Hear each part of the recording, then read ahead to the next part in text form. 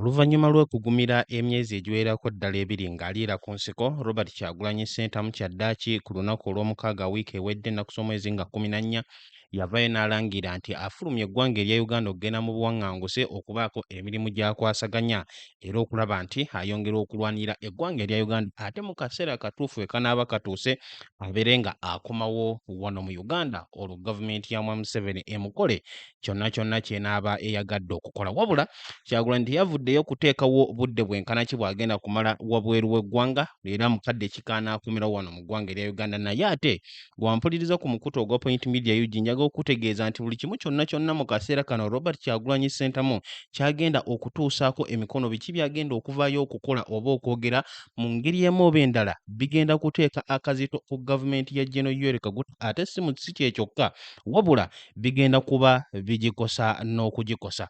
Bw'ampuliriza ku mukutu ogwa Point Media UG ojja kujjukira gye buvuddeko nti Robert Kyagulanyi Ssentamu yali ayogerako ku Geneva Summit awamu ne mu Paalamenti y'omukago ogw'Obulaaya yavaayo n'ategeeza nti abazungu bano bajja kumala kulaba nga abo abanoonya obubuddamu ababundabunda basukkiridde mu mawanga gaabwe nga bava mu ggwanga erya Uganda olwo nno balyoke bakitegeere nti ddala embeera mu ggwanga erya Uganda teri bulungi. Mu kaseera kano ne ye kennyini akulembeddemu ekibiina kiramba akulembeddemu movement nnambirira eya National Unity Platform awamu ne People Power kaakati naye ali mu kunoonya bubuddamu era ali wali eri mu ggwanga oba mu mawanga ag'abazungu ng'agenda mu maaso okuba nti nno anoonya obubuddamu okusinziira ku mbeera gy'ayiseemu wano mu ggwanga lyattu erya Uganda. Gwampuliriza mu kaseera kano tewakyaliwo ngeri Gen. Museveni ne gavumenti ye gye bayinza kwegaana nti tebagenze mu maaso okulinnyirira nkola ya demokrasiya wano mu ggwanga erya Uganda era tebasobola kuvaayo kwegaana mu ngeri emu oba endala nti Robert Kyagulanyi Ssentamu babadde tebamuyigga okumala ebbanga ebiri gy'amaze nga aliira ku nsiko. Lwaki? Olw'ensonga nti abo abamuli ku lusegere abo mikwano gye nga kw'otadde ne bakulembeze banne mu kibiina kya National Unity Platform babadde nga bayiggibwa, abamu ku bo ne bateekebwa mu makomera, abalala ne babeera nga bamaze emyezi n'emyezi kaakati nga bakyali mu kkomera era nga n'emisango gyabwe tegiwozesebwa. Kaakati nno mu kaseera kano gwampuliriza ku mukutu ogwa Point Media UG ensonga lwaki nkugamba nti Robert Kyagulanyi Ssentamu biki byagenda okuvaayo okukola awamu n'okugera bigenda kukosa gavumenti ya Mwami Museveni olw'ensonga nti kaakati eriiso ejjo gye lyayongedde dda okumuteekebwako wali eri mu mawanga ag'abazungu era mu katambi kano ngenda kuba nkutuusaako alipoota ez'enjawulo ezifulumiziddwa emikutu egy'enjawulo okuva mu mawanga gano ag'abazungu okusingira ddala okuva mu ggwanga erya Bungereza awamu ne mu ggwanga erya Amerika. Omukutu ogwa BBC guvuddeyo ne gukola alipoota nga gugamba Uganda opposition leader tells BBC he fled abroad fearing for his life. Ogwo gwa BBC gusangibwa wali eri mu Bungereza. Omukutu omulala ogwa Reuters nago nga gusibuka wali eri mu Bungereza nabo baakubye omutwe nga bagamba nti Uganda opposition leader Bobi Wine says he has left country after disputed vote. Nago gwa Bungereza. Oguyitibwa Bloomberg guneeno nga guva ali eri mu ggwanga erya Amerika mu New York headquarters zaago we ziri gwakubye omutwe nga gugamba nti Uganda opposition leader flees country after months hiding. Si gwe gwokka wabula n'omukutu ogwa Critic magazine okuva mu ggwanga erya South Africa nabo baavuddeyo ne bakuba omutwe okugamba nti Uganda nti Bobi Wine the apparent Ugandan leading opposition figure flees to exile. Yagenze n'anoonya obubuddamu.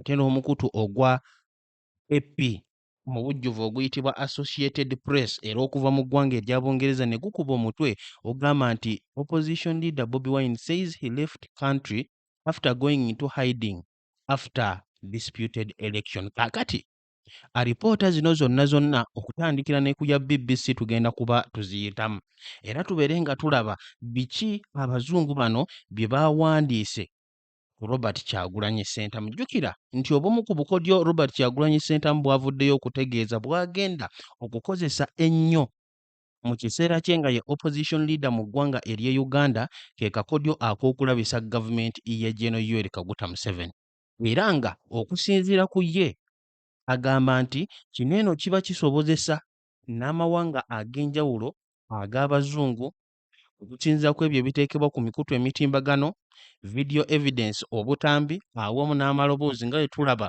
ako akali mu kutambula mu kaseera kano ku Honorable Muwanga Kivumbi embeera eyali ewuwe ennaku z'omwezi nga 15 nga wakubwa amasasi mu kaseera kano gwampuliriza ku mukutu kaakati kigenda kubeerera kizibu nnyo eri gavumenti okuba nti erumiriza Honorable Muwanga Kivumbi okuba nti yateekateeka nga General Museveni we twamulaba ng'ayogera nti yateekateeka abantu be nga bakutte amajambiya balumbe polling station kyokka ng'ate sitore era n'obutambi obuliwo bulaga nti Muwanga Kivumbi yalumbibwa ewe kakati bino byonna evidence ono ow'obutambi Robert Kyagulanyi Ssentamu gwakozesanga obujulizi okulaga amawanga gano ag'ewabweru kiki ekiri mu ggwanga erya Uganda ate ne bannayuganda abagenda mu maaso okuba nga babuteekayo ne bibeera nga biraga ensi yonna Ssemazinga Africa awamu n'okwetooloola nti ekiri mu ggwanga erya Uganda si mwana wabula embeera nzibu ddala kaakati nno mu kaseera kano ng'ate ayolekedde okugenda mu mawanga gano ag'abazungu tulaba nti nno agenda kuba ayongerera ddala okukola damage ku gavumenti ya Mwami Museveni njukira nti nno mu myezi gino ebiri Robert Kyagulanyi Ssentamu wabeeredde mu kwekweka ng'aliira ku nsiko asobodde okwogerako n'aba Geneva Summit wali eri mu mwezi ogwokubiri ennaku z'omwezi nga 18 ate ennaku z'omwezi nga 23 n'abeera nga yayogerezeganyako n'aba palamenti y'omukago gw'e Bulaaya embeera yonna n'abeera ng'agittotola kati tulaba nti nno agenda kuba abeerayo direct ate mu buntu okwongera okunoonya engeri gy'asobola okuyamba bannayuganda ddaba bamukkiririzaamu era abanoonya enkyukakyuka oli ku mukutu gwa Point Media UG nkwanirizaako era ne nkubuuzaako nawona w'osinzidde okuba ng'ogoberera tuyingidde wiiki empya olunaku olwaleero lwa Mande balaza ennaku z'omwezi 16 tuli mwezi gwa 3 omwaka 2026 bulijjo tugenda kuba tukutuusaako biki ebigenda maaso mu kisaawe eky'ebyobufuzi wano mu ggwanga erya Uganda kyenja okusaba naddaago yakatweyongako ky'oba okola subscribing ateekako notification bell ekyo nno kibeere nga kikusobozesa okufuna obubaka okutegeezebwako ddi lwetaddeyo akatambi nsonga ki eri mu kwogerwako era biki ebyo by'olina okumanyibwako awo nno obeere nga oli omu ku abo abakuuma nga bali ku mutindo era nga bali updated ku nsonga zonna nga bwe zitambula mu kiseera kye kimu nga tulina okuba nga tugenda mu alipoota ezo njagala okujjukiza n'okutegeeza Hajjati Nakalembe omusomi w'edduwa ng'ono asangibwa awo e Busaabala ku siteegi esembayo gwe wenna alina ekizibu oba ensonga ekusumbuwa mutuukire agenda kuba akulombera edduwa ate obulamu bubeere nga bweyagala bulungi nnyo ate n'oba ng'oli wabweru w'eggwanga erya Uganda tusuube omukisa guno bw'oba oyagala okumanya ebisingako awo osobola omukubira ku nnamba eri nooti 75237529. Salamu alaikum. Hajjati Nakalembe omusomi w'edduwa. Bw'oba wenyiye embeera embi yankusomere ku dduwa. Abali ebweru mirimu gigaanye papula zeesibye kino kyekyoto kwensabira omukisa kobe ng'odiriddawa wali wenkusabira n'ofuna emikisa. Ky'oba olabanga abirira ebinyonyi ebitalina kyakulya naawe atalina mulimu jangu kusomere ku dduwa ofuna omukisa. Eno ennyanja kwesula buli kimu ekisira ne kiba kikujjudde nekikasuka mu nnyanja nekikunta nekigenda. Nze Hajjati Nakalembe kambawo ennamba yange yeeno 0752537529 temuddeeyo nemwebakira ebizibu mukobe ku nnamba yange eno. Robert Kyagulanyi Ssentamu yagenda mu kwekweka ennaku z'omwezi nga 16 omwezi ogwa January lunaku lumu lwokka nga twakava mu kalulu akaakubwa ennaku z'omwezi nga 15 Kyagulanyi yategeezaako ennaku z'omwezi nga 17 ng'ayitira mu butambi nga bw'abadde ng'ajja abuteekayo ng'ategeeza nti oluvannyuma intelligence gye yafuna okuva mu gimu ku mikwano gye wali eri mu UPDF gyamutegeezaako nti omuduumizi w'eggye mutabani wa Mwami Museveni General Muhoozi yali atoye odda eri bakomando be bagende okumufuna mu maka ge bamukwatirayo ate bamutuuseeko obulabe n'olw'ensonga eyo n'abeera nga adduka okuvaayo abeere ng'ataasa obulamu bwe wabula kaakati ensonga yategeezezzaako ku lunaku olw'omukaaga ennaku z'omwezi nga 14 ng'ategeeza nti kaakati agenze mu mawanga ag'abazungu agenze mu mawanga ag'ewabweru abeere nga ayongera okukwasaganya ensonga.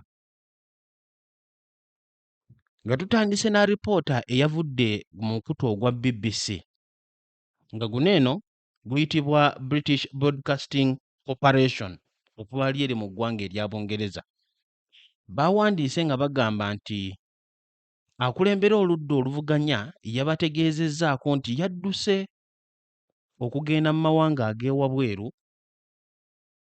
olw'okuba yatidde obulamu bwe bujja tuusibwako embeera enkyamu. Aba BBC bawandiise nga bagamba nti Uganda opposition leader Bobi Wine has told the BBC that he left the country after January's disputed election because he feared for his life. He told NewsHour from an undisclosed location after 2 months in hiding, it was clear that the regime wanted to eliminate me. Aba BBC bagamba nti yabategeezezzaako okuva mu kifo kye bataasobodde kutegeera nti oluvannyuma lw'emyezi 2 nga yeekwese yasazeewo okuva mu Uganda olw'okuba kyabadde kirabwa n'ayonka nti gavumenti yabadde eyagala kumuggyawo. Aba BBC bagamba the pop star turned politician earlier announced he had fled the country in a video posted on X. In it, he repeated his claim that the election had been rigged in favor of Uganda's President Yoweri Museveni, who has been in power since 1986. Bagamba nti mu katambi ka Kyagulanyi ke yafulumizza era mwe yalangiridde nti adduse mu Uganda, yayongedde okukkaatiriza ng'agamba nti akalulu akaabaddewo mu mwaka gwa 2026 kabbiddwa okwongera okuzza Mwami Museveni mu buyinza ey'akamala mu bukulembeze emyaka 4 kuva mu mwaka gwa 1986. BBC bagamba nti Museveni 81 who won with 72% of the vote and accused the opposition of seeking to overturn the election results through violence. Bagamba nti ye Mwami Museveni ow'emyaka 81 yawangula n'ebitundu 72 ku buli 100 ku kalulu akaakubwa, wabula oluvannyuma n'avaayo okulumiriza ab'oludda oluvuganya nti baali baagala okukyusa ebyava mu kalulu nga bakozesa violence, nga bakozesa obumenyi bw'amateeka. Wabula bagamba nti Wine 44, whose real name is Robert Kyagulanyi Ssentamu, told the BBC that during his 2 months in hiding, he had been sheltered by supporters, saying, "People gave me food, people gave me clothing, and everything else." Bagamba nti Kyagulanyi yabategeezezzaako emyezi 2 gy'amaze ng'ali mu kwekweka, abawagizi be abantu ba bulijjo bannansi mu ggwanga erya Uganda be babadde bamusuza nga bamuwa ekyokulya, nga bamuwa ekyokwambala awamu n'ebintu ebirala. He said Museveni had tried many times to have him killed and that the president's son had made it clear without any filters. Era aba BBC bagamba nti Kyagulanyi yabategeezezza Museveni okumala enfunda eziwererako ddala yabadde ayagala kumutta era ne mutabani we n'avaayo okukyogera awatali n'okwekwekereza yadde.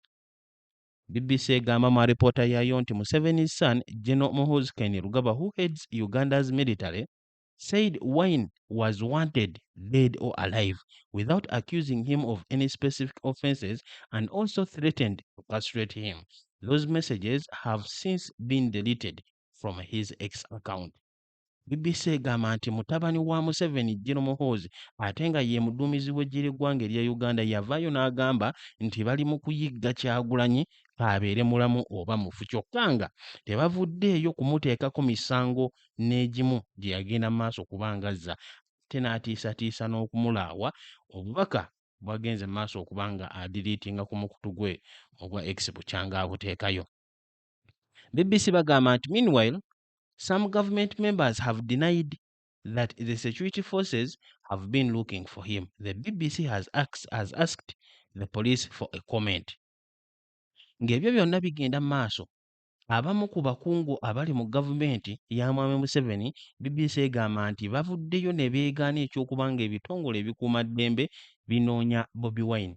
Era bwe batyo ne bagezaako okutuukirira omu ku bo babeere nga bamubuuza kiki ekigenda mu maaso.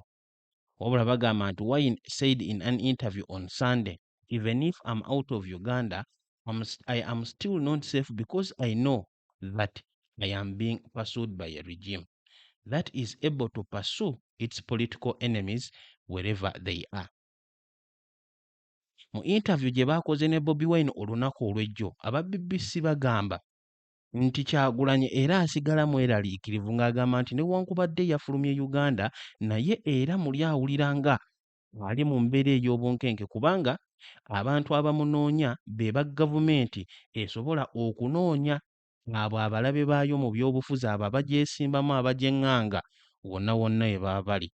He said he could not give details of how or when he had left Uganda for fear of putting those who helped him in danger. Era aba BBC bagamba nti Kyagulanyi yagambye tasobola kwogera butya naddi we yava mu ggwanga lya Uganda olw'ensonga nti atya okuteeka obulamu bw'abo mu katyabaga abaamuyambako. Wine said his family had left long before me, but he voiced fears for those in his party, the National Unity Platform, who remained in Uganda, including his deputy, Lina Zedriga, who he had named as his temporary successor. Kyagulanyi agamba newankubadde abafamire ye bo baagenda nga ne ye kennyini tannaba, naye agamba alina okutya eri abo bakulembeze banne mu kibiina ky'akulemberamu ekya National Unity Platform abasigadde mu Uganda, nga okwo kwe kuli n'obulamu bw'omumyuka we Dr. Lina Zedriga gwe yategeezezza nti yagenda okumuddira mu bigere nga avuddewo mu kaseera kano.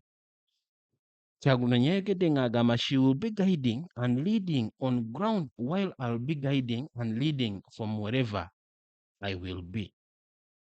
Kyagulanyi yategeezezza ng'agamba nti Dr. Lina Zedriga yajja okukulemberamu waneeno mu Uganda ate nga naye waakulemberamu era nga bw'akola kyonna ky'akola yonna gy'ali. The opposition leader expressed a desire to return to Uganda, characterizing his departure as a brief one. Era aba BBC bagamba nti Bobi Wine yalaze nti ajja kudda mu Uganda mu kaseera akatuufu era ng'agamba nti okuvaawo kwe kugenda kubeera kwa kaseera buseera. Wine's video on X posted on Saturday was his first public appearance in weeks. It called for targeted international sanctions against Museveni. He alleged that the authorities had repeatedly raided the homes of his supporters looking for him, including as recent as Thursday, as well as set up roadblocks around the country. He said that his house in the capital, Kampala, was still surrounded by the military, as it has been since election day. He denied having broken the law, saying running for president is not a crime. Following protests against the election results, Kainerugaba, widely seen as a potential successor of his father, said that 30 terrorists from Wine's party had been killed. Aba BBC bamaliriza bagamba nti mu katambi ke yavaayo okupostinga yali amaze wiiki nga talina kyayogera, wabula mu katambi ako n'ategeeza ab'amawanga ag'ewabweru babeere nga bateeka envumbo ku mwami Museveni. Era n'ategeeza n'okutegeeza nti ab'obuyinza bagenze maaso okukola obulumbaganyi mu maka g'abawagizi be n'abantu abamuli ku mulirwano, era nga ne ku lunaku olw'omukaaga wiiki ewedde bagenda maaso okukikola Don Sheriff nga bwe twakutegeezaako, ate ne bateeka ne roadblocks mu makubo okwetooloola eggwanga. Aba BBC bagamba nti Kyagulanyi n'atakomaawo, wabula n'ategeeza n'otegeeza nti n'amaka ge agali mu kibuga wali eri Magere nago amagye gakyageetoolodde okuva ku lunaku olw'okulonda. Era n'ategeeza nti talina tteeka lye yamenya kubanga okwesimbawo ku ky'obukulembeze si musango. Wabula oluvannyuma lw'okwekalakaasa okwaliwo oluvannyuma lw'akalulu, Kainerugaba ng'ono kirabwa oba kimanyikiddwako nti y'ayinza okusikira kitaawe, yavayo n'agamba nti amagye ge gaakatta abantu be yayita abatujju abawerako ddala 30 okuva mu kibiina kya Bobi Wine. Wampuliriza era alaba omukutu ogwa Point Media UG eya lipoota esooka okuva ku mukutu ogwa BBC. Bano tebaakomye ku kyakuba nti nno boogera ku nsonga Robert Kyagulanyi Ssentamu ze yatadde mu katambi ke, wabula bategeeza nti nno baasobodde n'okumukolako interview ku lunaku olw'ejjo olwa Sunday ne bongera okufuna biki ebikwata ku mbeera gy'ali mu kuyitamu. Kakati nga tugenze ate ku biki ebyavudde ku mukutu ogwa Reuters nga nagwo guva mu ggwanga lya Bungereza, bagamba nti Uganda opposition leader Bobi Wine says he left country after disputed vote. Yadduse mu ggwanga, yavudde mu ggwanga okugenda mu buwaŋŋanguse oluvannyuma lw'akalulu ke yavaayo okuwakanya. Bagamba nti Ugandan opposition leader said he has temporarily left the country after 2 months in hiding in the wake of a presidential election in January that kept long-term leader Yoweri Museveni in office. Wine, whose real name is Robert Kyagulanyi, disputed the outcome of that contest, alleging fraud, and had been in hiding since fleeing his home in Uganda's capital Kampala. Bagamba nti Kyagulanyi yavaayo ne yawakanya ebyo byali mu kalulu akaategekebwa Mwami Museveni mwe yalangirirwa, era bwe kityo n'ayongerwa okufuna ekisanja oluvannyuma lw'ebbanga ddene nga yali mu bukulembeze bw'eggwanga erya Uganda. Kyagulanyi yategeeza nti mu kalulu mwalimu obufere era okuva olwo abadde mu kwekweka okuva we yadduka mu maka ge. Aba Reuters bagamba nti in a 5-minute video message posted on X on Saturday, Wine said he had left the country for critical engagements outside Uganda, without specifying where he was or what the engagements were. Bagamba nti mu katambi Kyagulanyi ke yavaayo okupostinga ku mukutu gwe ogwa X, yategeeza nti avudde mu Uganda okugenda okubaako ne baayogerezeganya nabo, ng'ate byayogerezeganya nabyo bya makulu nga bali wabweru w'eggwanga, newankubadde teyategeeza wa na baani bagenda okwogerezeganya nabo. At the right time I will come back and continue with the cause, he said. Era aba Reuters bagamba nti Kyagulanyi mu katambi ke yategeeza nti mu kaseera akatuufu ajja kukomawo ayongere okuteekawo embeera. Bagamba nti the pop star turned politician has said his campaign was constrained by security forces blocking his rallies and arresting his supporters. In the message published on Saturday, Wine said security forces had erected roadblocks and conducted raids to try to find him. Uganda's government and military did not immediately respond to requests for comment on Wine's message. Aba Reuters nabo bagamba bagezezzaako okutuukirira ab'obuyinza mu gavumenti ya Uganda, wabula ne batavaayo kwanikula ku biki Kyagulanyi byayogeredde mu katambi ke. Uganda's military chief Muhoozi Kainerugaba, who is also Museveni's son, has stated in social media posts that the military is looking for Wine, though it is unclear why or what crime he might be charged with. Wine said on Saturday that Museveni had usurped the will of the people. He said that while outside of Uganda, he would engage international allies and later return to continue what he called a push for freedom and democracy. Museveni, 81, has ruled Uganda since 1986 and has repeatedly won elections that opposition groups and rights organizations say were marred by intimidation and violence, accusations the government denies.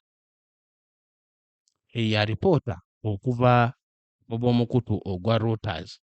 Kakati nga tugenze mu mukutu ogwa Bloomberg, nga guneeno gusangibwa wali eri mu ggwanga lya Amerika, nabo baakubye omutwe nga bagamba nti ow'oludda oluvuganya okulemberamu oludda oluvuganya mu Uganda yadduse mu ggwanga oluvannyuma lw'emyezi egy'okwekweka. Bo bagamba batya?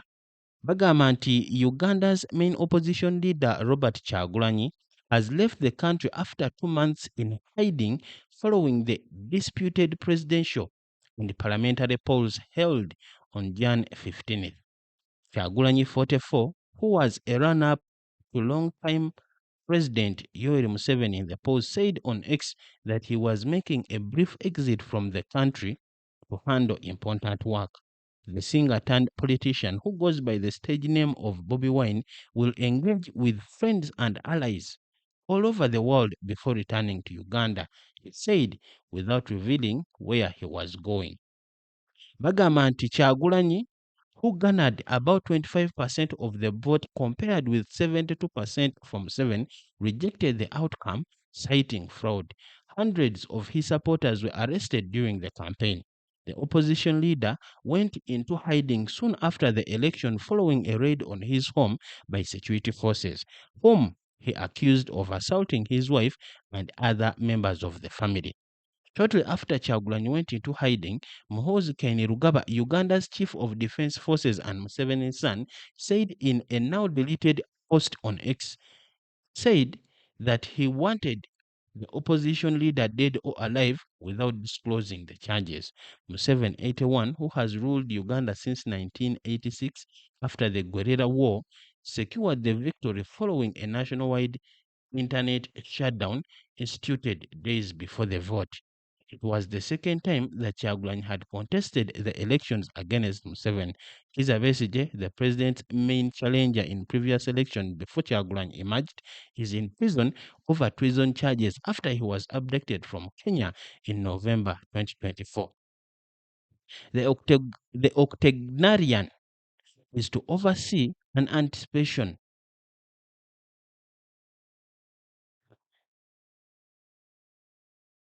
Okay.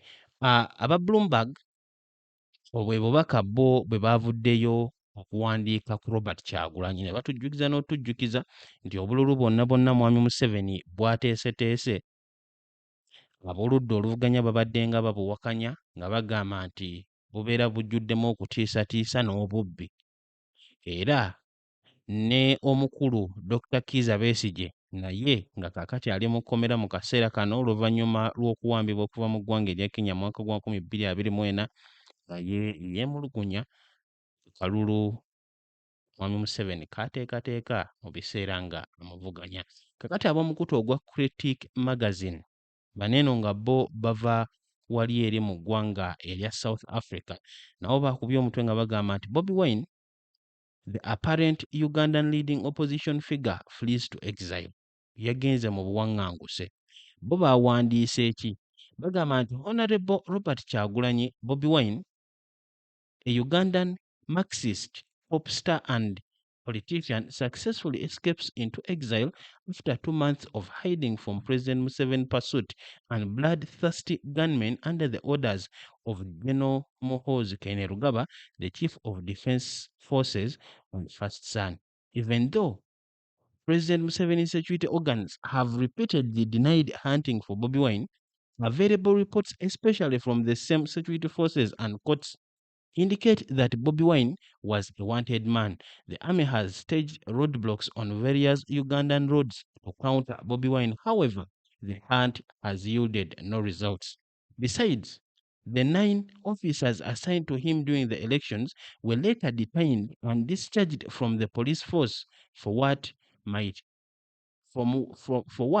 one might call negligence. Of course, they let Bobi Wine escape. Also, Gloria Grace Leka, a student and law intern at Gulu High Court, was remanded in prison for taking and sharing a photo of Bobi Wine's cramped up charge sheet.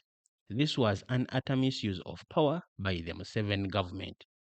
The pop artist, who has been a thorn in Museveni's eye since the genesis of his People Power movement in 2017, which later became the National Unity Platform and challenged Museveni in the 2021 elections, has boldly condemned Museveni's tyranny and brutality aimed at maiming Ugandans and all crimes.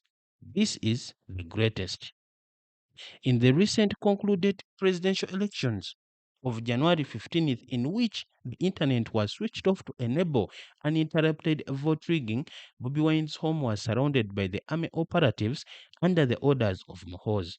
His house was ransacked, and his wife was assaulted, stripped naked, and photographed without her consent. This farce, however, outlines the shrinking democracy under the Museveni government, which has been in power since 1986, having come into power by coup. While Museveni's sole objective of toppling the previous criminal governments, as he refers to them, was restoring democracy, this has been futile. as Ugandans have lived to witness their once acclaimed Messiah become worse than his predecessors.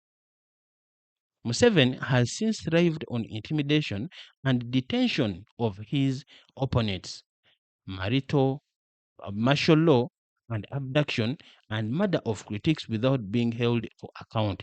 And while at it, he has weaponized corruption, which, as of now, is the holding pillar of his government, while service delivery is surpassed. At the right time, I'll come back and continue the course, Bobby Wine said in his video on his X. Alas, the state continues with its raid on Bobby Wine's comrades' homes, as per recent videos circulating on social media, where they swooped on Honorable Don Sheriff Naja, Bobby Wine's assistant's home, and abducted his wife after she denied her whereabouts. This is the true picture of Uganda, of the Ugandan president and his son. They lack reverence for women and children. At this point, President Museveni's government has become so unpopular that it now thrives on fawning, and Bobby Wine's 2-month hunt by the Uganda People's Defense Forces and intelligence only depicts this truth further.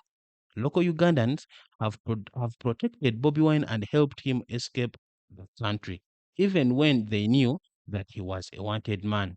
Now Bobby Wine joins several Ugandans in the diaspora, including Kakwenza Rukirabashaija, a novelist, playwright, and lawyer, Dr. Stella Nyanzi, a poet and one of Museveni's star critics, Professor Danson Ahiana, among others.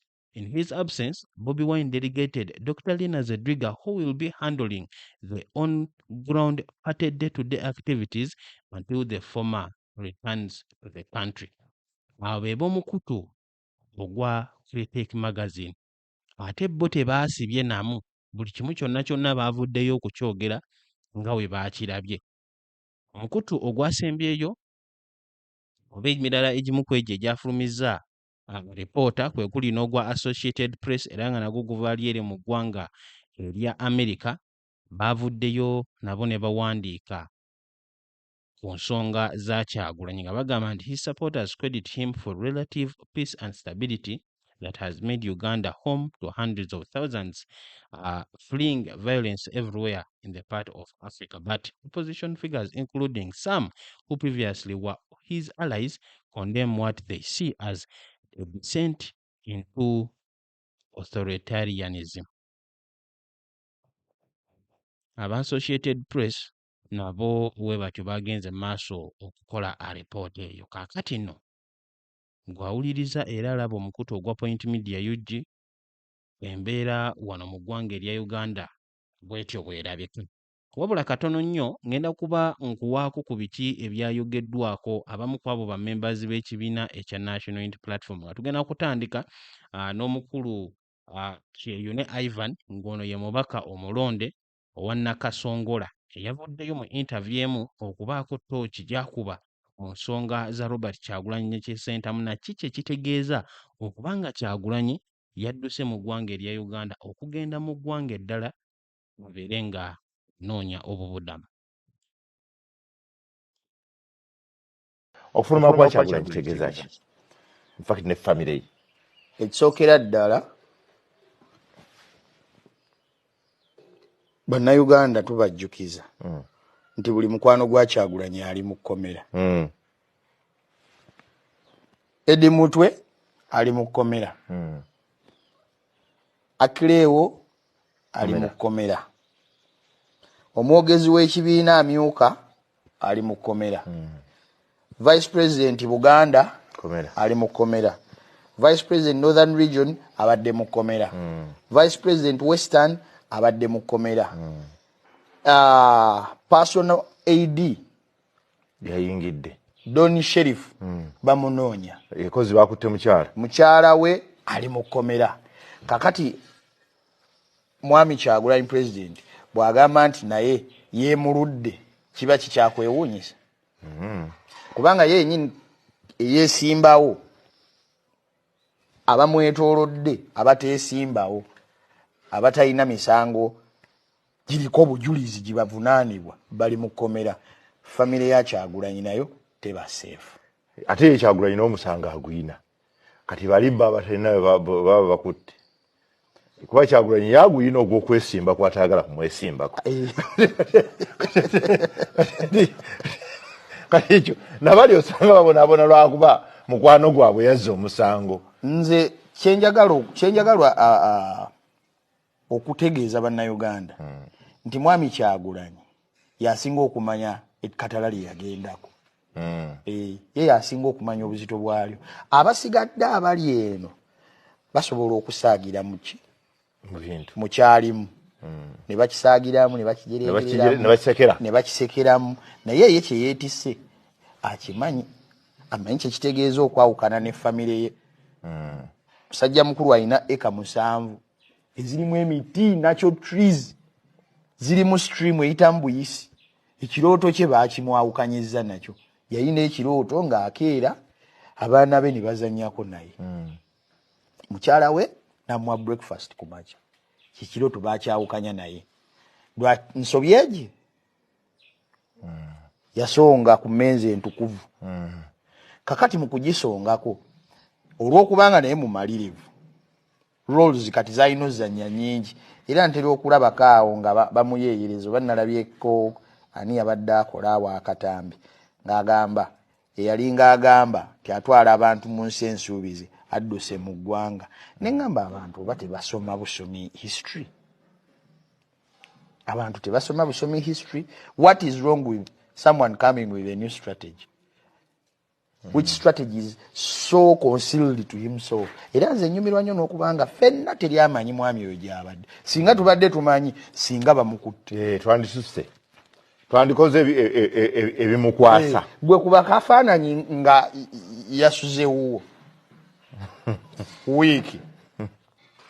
Osobola okisirikira mu abaagala breaking news, abaagala exclusive. Era wakiri onyumizaako abakuli okumpi ogabana.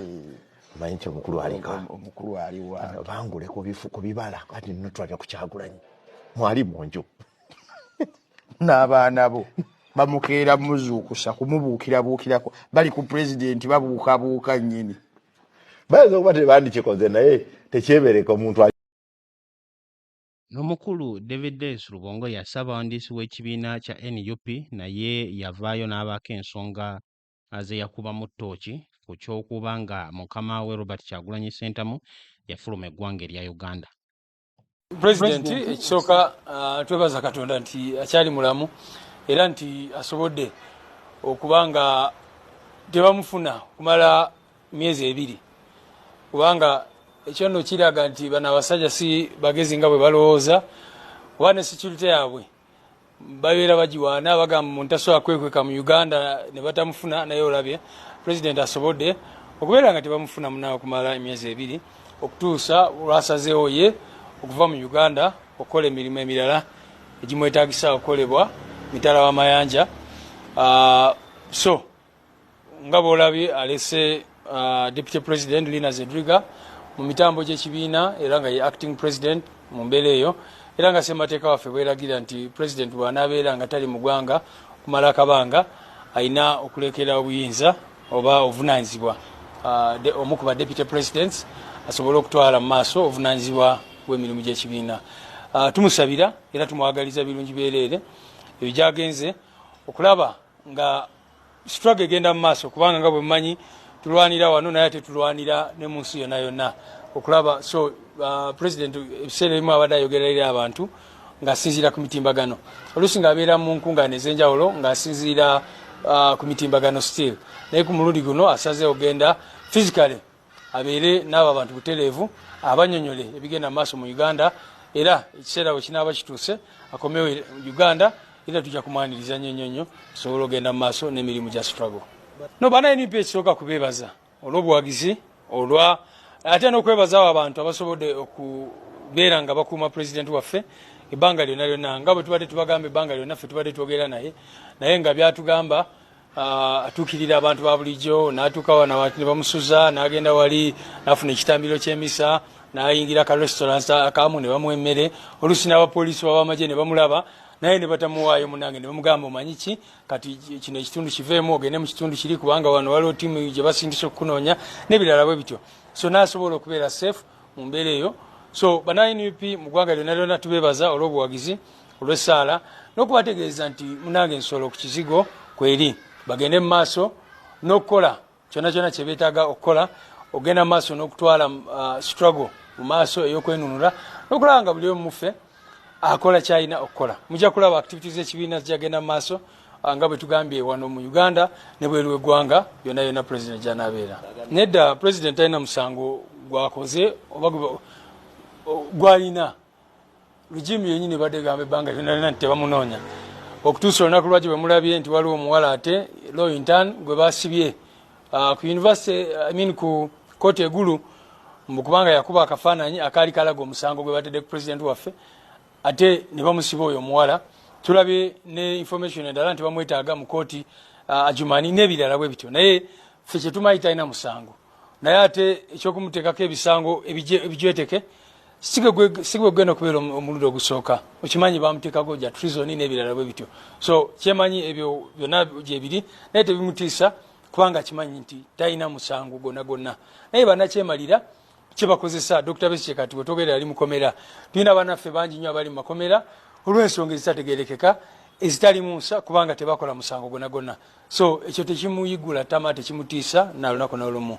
ajja kudda naye ajja kudda mu maanyi tugende mu maaso n'emirimu gya Alex Waiswa Mufumbiro wiiki ng'emu emabega n'ekitundu erabikirako mu kkooti yavaayo n'ategeeza nti Kyagulanyi ebbanga y'emyezi ebiri w'abeeredde wano mu Uganda he was not hiding but working underground. Kakati ne mu kufuluma eggwanga erya Uganda Kyagulanyi ye kaweefube y'omu gwaliko ow'okwongera okukosa awamu n'okunafya gavumenti ya Museveni okulaba nti aleeta Uganda empya yazzenga ayogerako. Tulindiire okulaba baani banaasisinkana baani baanayogera nabo era biki ebinaava kwogerezeganya okwo. Sigenda kusukkawo wano mwebale nnyo mwebeere ddala okwekumira ku mukutu ogwa Point Media UG kambagalize wiiki ennungi n'olunaku olulungi mubeere bulungi era mweraba.